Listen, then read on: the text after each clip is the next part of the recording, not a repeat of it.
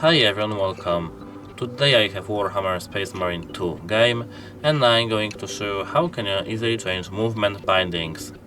Let's get started. First we have to go into the settings tab by clicking settings. Now you have to go into controls and as you can see there is the first one is movement. We can change it as you can see to our hotkeys. For example, moving forward, backward, left, right, sprinting, toggle, sprinting activation, and that's it. If we want to change, we just have to click on it and clicking our hotkey. If we don't want to change it, we just have to click escape. If we change something by mistake, as you can see I did now, to sprinting to H, we can reset to default by clicking R and clicking accept. That's it, hope it helps you. Goodbye!